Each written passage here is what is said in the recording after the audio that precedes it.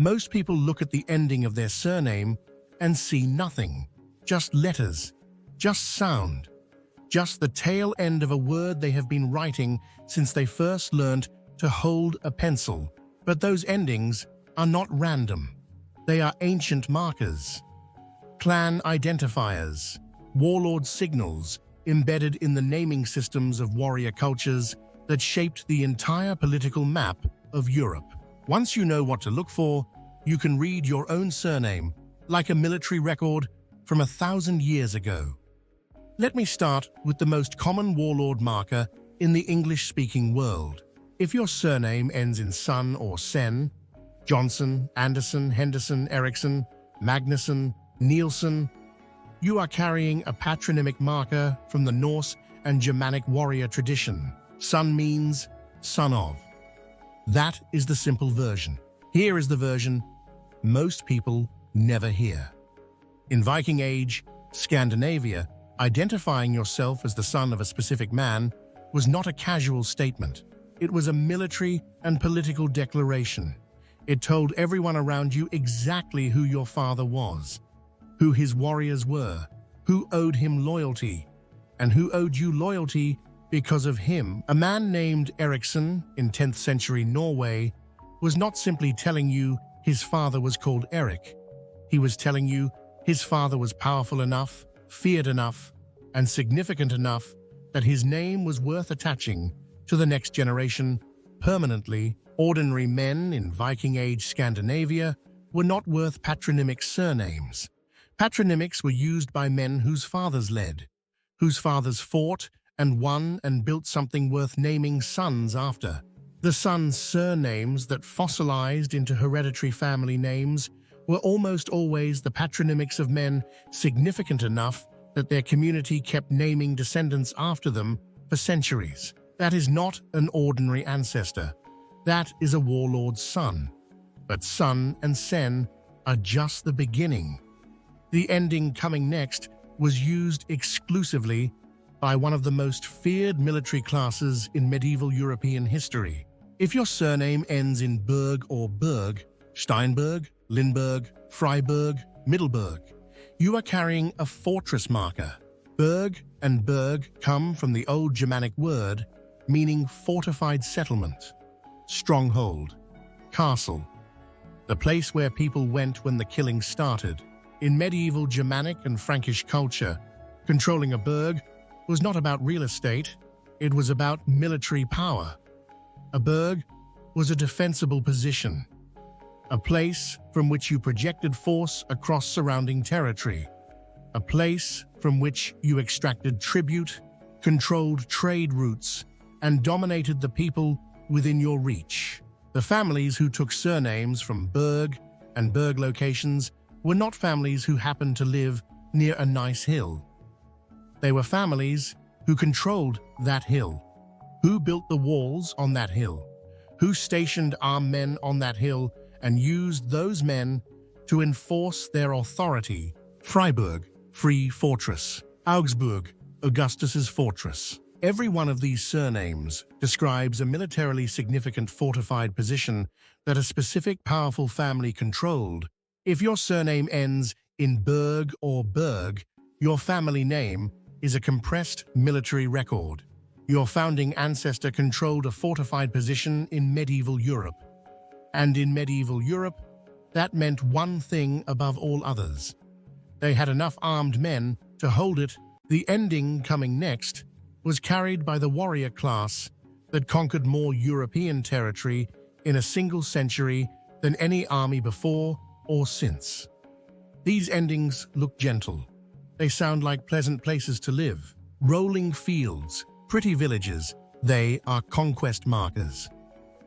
Ville comes from the Norman French word meaning estate or settlement, but in Norman usage, a ville was specifically a conquered settlement, a piece of land granted to a Norman warrior by William the Conqueror after Hastings in return for continued loyalty. Granville, Somerville, Joinville. Every one of these surnames began as the name of a Norman conquered territory assigned to a specific military family after 1066. You did not get a vill by being peaceful.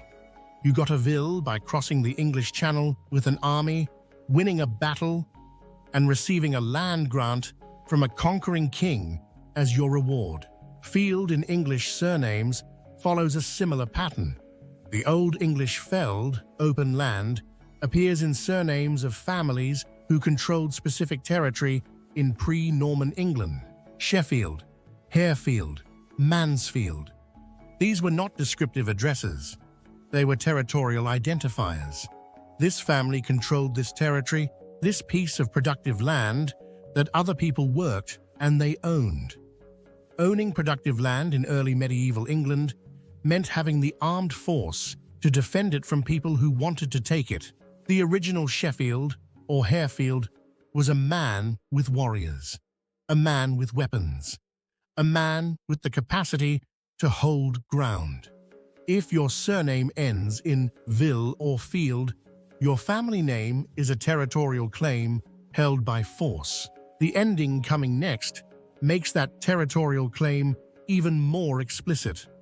Ward and guard, two endings appearing across dozens of modern surnames, both meaning exactly the same thing: armed protection. Ward comes from the Old English weird, guardian, watchman, the person responsible for defending something valuable from people who wanted to destroy it. But weird in Anglo-Saxon England was not a passive role. A weird was an armed man, stationed at a specific position with orders to use force if necessary. Hayward, guardian of the hay, protecting the food supply with weapons. Woodward, guardian of the forest, enforcing the Lord's rights over the woodland with violence if challenged. Steward, guardian of the entire estate. These were not administrative titles. They were military postings. The original Haywards and Woodwards were men trusted with weapons, with authority, and with permission to use both. Guard surnames, Beaugard, Montgard, follow the same pattern through Norman French tradition. Garde in Old French meant exactly what ward meant in Old English: armed protection, the use of force in defense of something valuable. If your surname ends in ward or guard, your founding ancestor was a professional armed guardian, a man whose job was to stand between something valuable and the people who wanted to take it. That is not a clerical ancestor. That is a warlord's enforcer. The ending coming next is the most direct warlord marker on this entire list. It says exactly what it means in a language 1,500 years old. Wold, wold. Four letters that most modern surname carriers have never thought about once. These endings come from Old Germanic and Old English words for power and rule. Not simply forest, which is the common translation, but specifically the power exercised over a territory from a position of military dominance. Grimwald, Oswald, Reginald, Harold. Every name containing the wold or bald ending, bald being a contracted form of the same root, means ruler, controller, one who holds power over a defined territory. In the Germanic tribal naming system, Wald was one of the most prestigious elements a family could carry. It combined with other warrior elements to produce the names of chiefs, kings, and warlords. Wald paired with Helm, Walhelm, which became William, meant will ruler. The combination of personal determination and the capacity to impose that determination on others. Families whose surnames ended in Wold or Wold in medieval records were not simply families who lived near forests. They were families carrying a naming tradition, tracing back to the Germanic tribal chiefs who built the Frankish Empire, the Lombard Kingdom, and the Anglo-Saxon kingdoms of Britain. If your surname ends in Wald, Wold, Bald, or Bold, your family name carries one of the oldest ruler markers in the Germanic naming system, a declaration that your founding ancestor held power, exercised authority, and had the military force to back both up. Your surname ending is not decoration. It is a compressed, military record from a warrior culture that built the modern world through force, through conquest, and through the deliberate embedding of power markers into the names they passed to their children.